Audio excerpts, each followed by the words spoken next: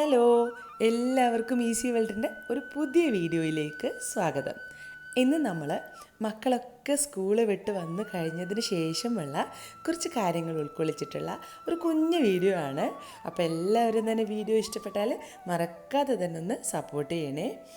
അപ്പോൾ മക്കളൊക്കെ സ്കൂളിൽ പോയി കഴിഞ്ഞ് വന്ന് അവരുടെ കുളിയും കാര്യങ്ങളൊക്കെ കഴിഞ്ഞ് അവരുടെ ഫുഡ് കൊടുക്കലും ഒക്കെ കഴിഞ്ഞാണ് പിന്നെ നമ്മൾ സന്ധ്യ ജോലികളിലേക്ക് കടക്കുക. സന്ധ്യ ജോലികൾ എന്ന് പറയുമ്പോൾ നമ്മൾ ഹിന്ദുക്കളെ സംബന്ധിച്ചിടത്തോളം സന്ധ്യയ്ക്ക് വിളക്ക് വെക്കുന്നത് വളരെയേറെ പ്രാധാന്യമുള്ളൊരു കാര്യമാണ്.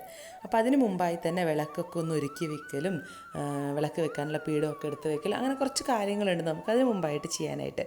അതൊക്കെ ചെയ്ത് അസ്തമയത്തിൻ്റെ സമയം കൃത്യമായി കഴിഞ്ഞാലാണ് നമ്മൾ വിളക്ക് വെക്കാറ്. ഏകദേശം ഒരു 6 മണി മുതൽ 7 മണി വരെ വരുന്ന ആ ഒരു ടൈമിൽ അസ്തമയത്തിൻ്റെ സമയം മാറിക്കൊണ്ടിരിക്കും. അത് കൃത്യമായി നോക്കിയിട്ട് അതത് ദിവസങ്ങളിൽ വരുന്ന ആ ഒരു ടൈമിനാണ് നമ്മൾ സന്ധ്യ വിളക്ക് വയ്ക്കുക.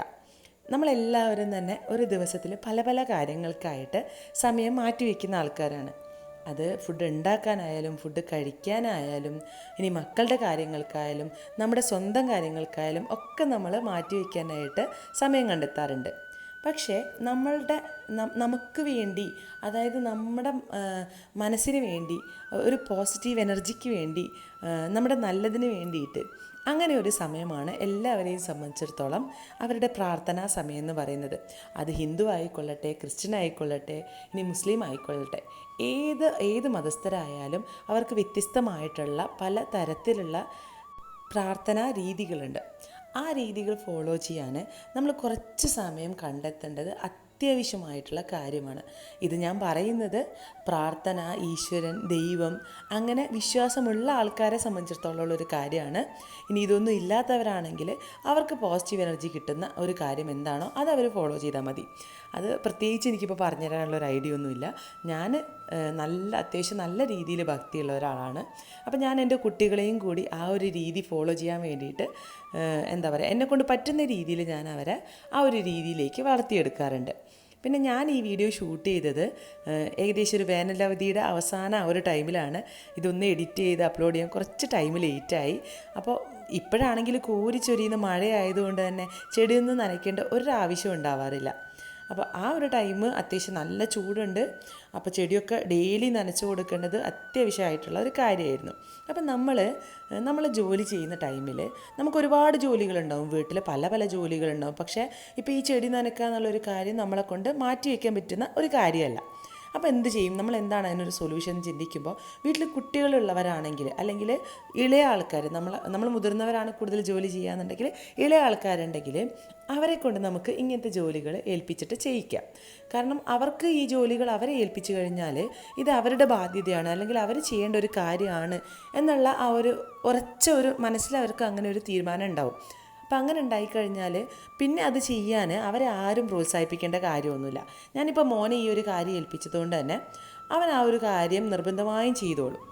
വേറെ പ്രത്യേകിച്ച് നീ അത് ചെയ്യണം അങ്ങനെയൊന്നും പറയേണ്ട ആവശ്യമില്ല. ഞാൻ പറഞ്ഞു വന്നത് എന്താണെന്ന് വെച്ചാൽ നമ്മൾ കുട്ടികൾക്കും കൂടെ ഓരോ ഉത്തരവാദിത്തങ്ങൾ കൊടുക്കണം എന്നുള്ളതാണ്. അപ്പോൾ ഞാൻ പറഞ്ഞ് കാട് വരിയും തോന്നുന്നു അല്ലേ.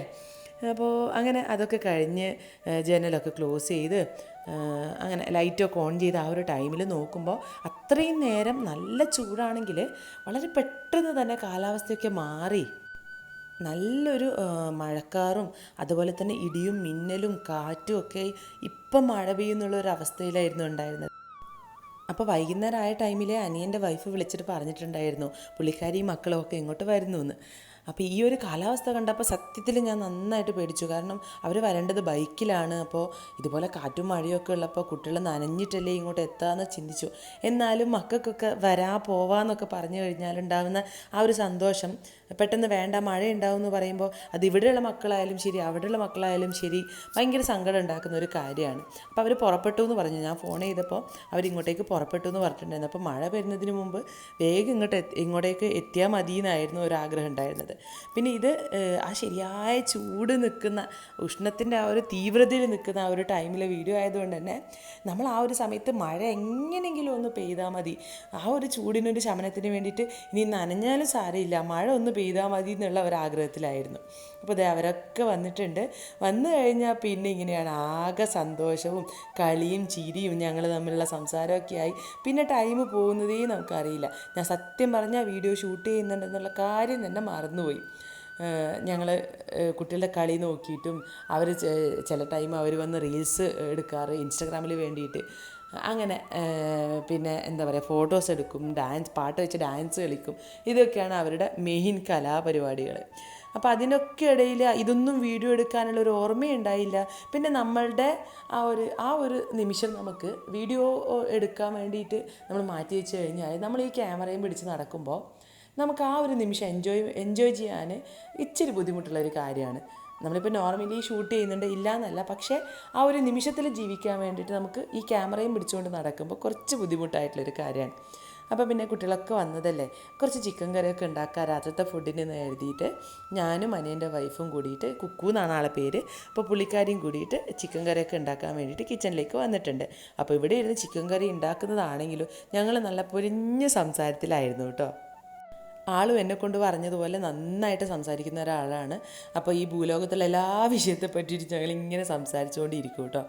അപ്പോൾ സാധാരണ ചിക്കൻ കറിയാണ്, വേറെ നമ്മളിപ്പോൾ അതിൽ കൂടുതൽ പരീക്ഷണത്തിനോ ഒന്നും പോകുന്നില്ല. സാധാരണ നമ്മുടെ ഉള്ളിയും തക്കാളിയും ഇഞ്ചിയും വെളുത്തുള്ളിയും പച്ചമുളകും ഒക്കെ ചേർത്ത് മല്ലിപ്പൊടി, മുളക് പൊടി, മഞ്ഞൾപ്പൊടി, ചിക്കൻ മസാല ഇതൊക്കെ ചേർത്തിട്ടുള്ള സാധാരണ ചിക്കൻ കറിയാണ് ഉണ്ടാക്കുന്നത്. അപ്പോൾ ചിക്കൻ കറിയുടെ കൂടെ നമ്മൾ ഉച്ചയ്ക്ക് വെച്ചിട്ടുണ്ടായിരുന്ന കുറച്ച് ചോറും കൂടെ ഉണ്ടായിരുന്നു. പിന്നെ കുറച്ച് പുട്ടും ഉണ്ടാക്കാമെന്ന് കരുതി. അപ്പോൾ പിന്നെ ആർക്കാണ് ചോറ് വേണ്ടത്, ആർക്കാണ് പുട്ട് വേണ്ടത്, അതിനനുസരിച്ച് കഴിക്കാമല്ലോ. കുട്ടികൾക്കാകുമ്പോൾ ചോറ് രാത്രി സമയങ്ങളിൽ ചോറ് കൊടുത്തു കഴിഞ്ഞാൽ കഴിക്കാൻ കുറച്ച് മടിയുള്ള കാര്യമാണ്.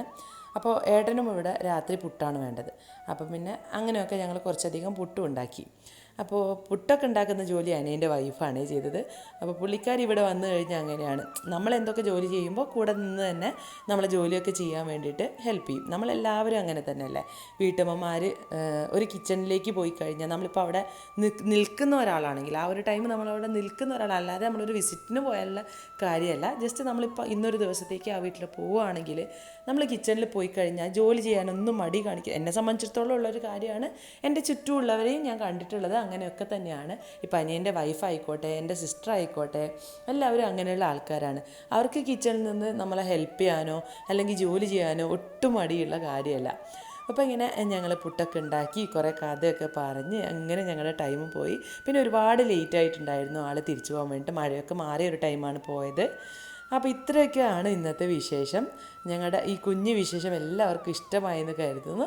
ഇഷ്ടമായാൽ മറക്കാതെ തന്നെ ഒന്ന് സബ്സ്ക്രൈബ് ചെയ്ത് സപ്പോർട്ട് ചെയ്യുക. ഇതുപോലുള്ള വീഡിയോസുമായിട്ട് നമുക്ക് വീണ്ടും വരാം. അതുവരേക്കും എല്ലാവർക്കും bye bye and thank you.